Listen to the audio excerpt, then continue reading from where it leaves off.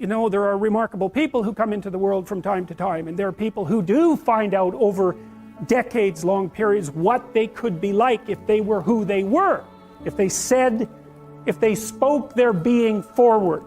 You know, if you take people, and I've told you this, and you expose them voluntarily to things that they are avoiding and are afraid of, you know, that they know they need to overcome in order to meet their goals, their self-defined goals.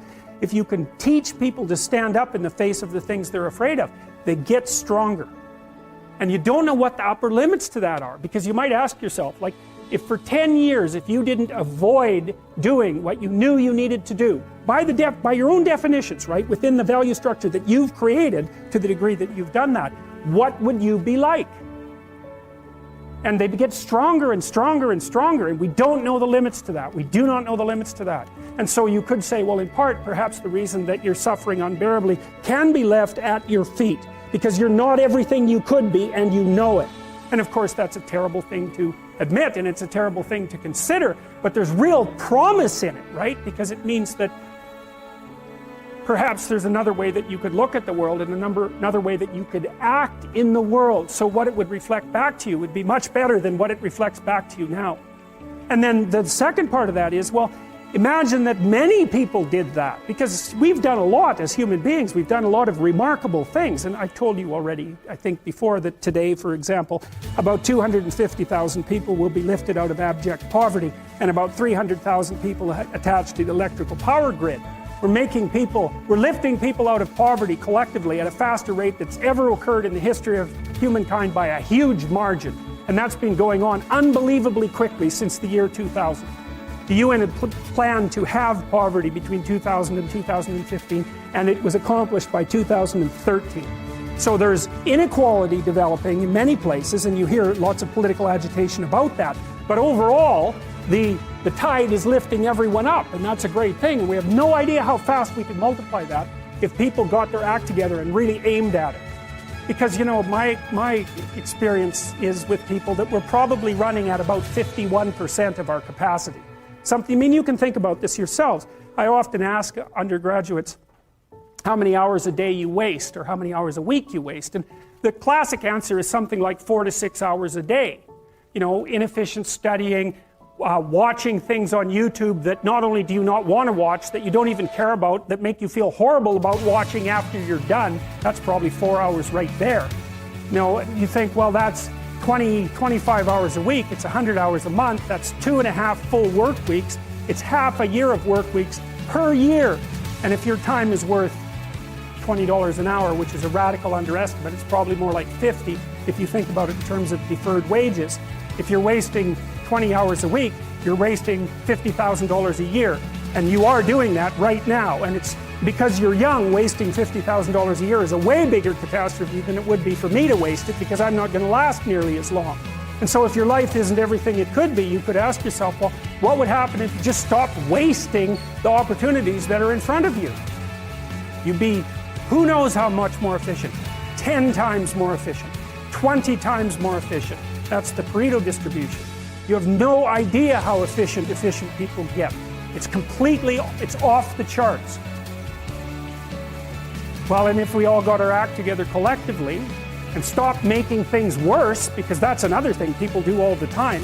Not only do they not do what they should to make things better, they actively attempt to make things worse because they're spiteful or resentful or arrogant or deceitful or homicidal or genocidal, or all of those things all bundled together in an absolutely pathological package. If people stopped really, really trying just to make things worse, we have no idea how much better they would get just because of that. So there's this weird dynamic that's part of the existential system of ideas between human vulnerability, social judgment, both of which are major causes of suffering, and the failure of individuals to adopt the responsibility that they know they should adopt. And that's the thing that's interesting too, is that, and like another thing I've often asked my undergraduate classes is, you know, there's this idea that people have that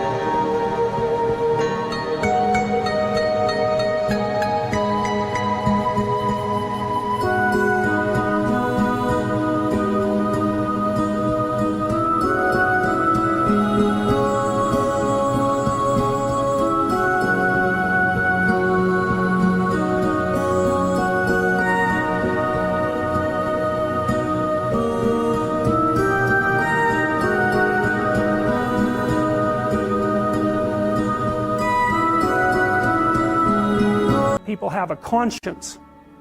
And you know what the conscience is. It's this feeling or voice you have in your head just before you do something that you know is stupid, telling you that probably you shouldn't do that stupid thing. You don't have to listen to it, strangely enough.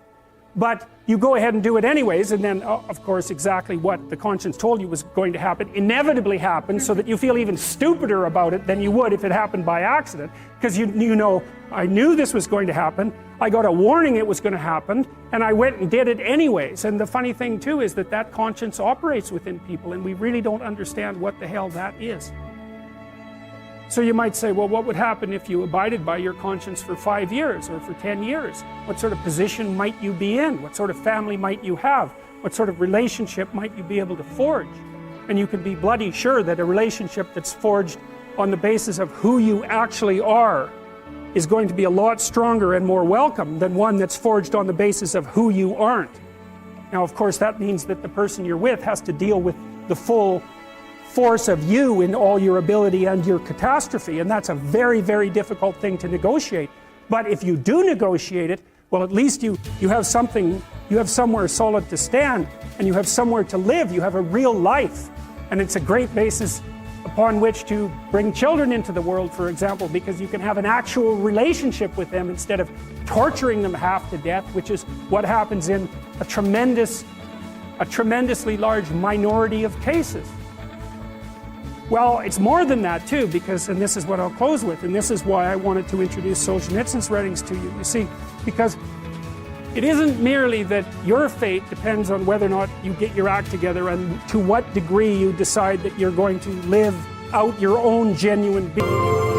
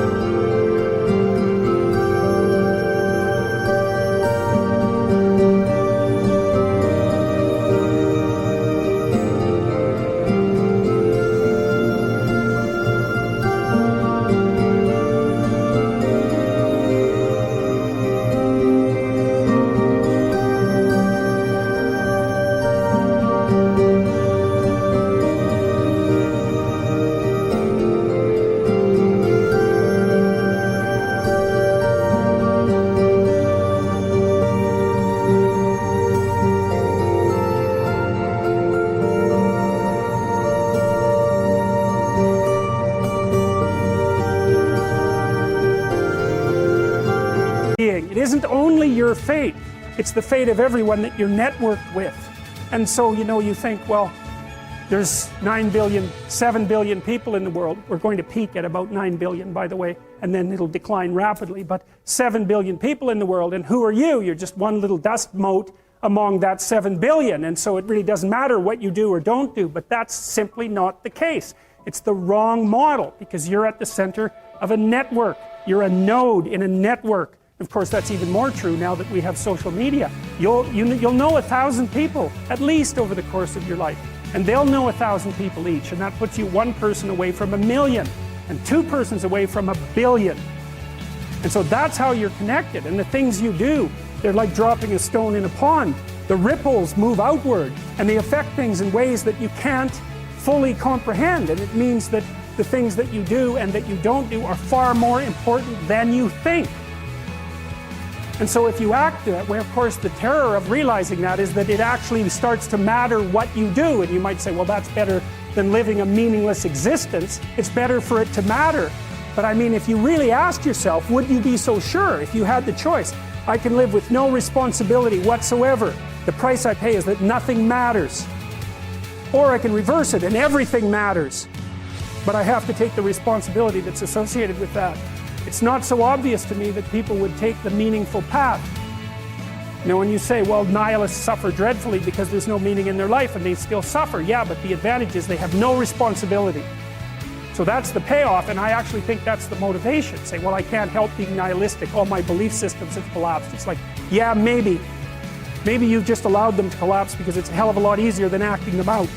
And the price you pay is some meaningless suffering, but you can always whine about that and people will feel sorry for you, and you have the option of taking the pathway of the martyr, so that's a pretty good deal, all things considered, especially when the alternative is to bear your burden properly and to live forthrightly in the world. Well, what Solzhenitsyn figured out, and so many people in the 20th century, it's not just him, even though he's the best example, is that if you live a pathological life, you pathologize your society.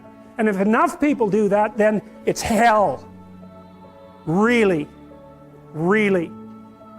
And you can read the Gulag Archipelago if you have the fortitude to do that, and you'll see exactly what hell is like.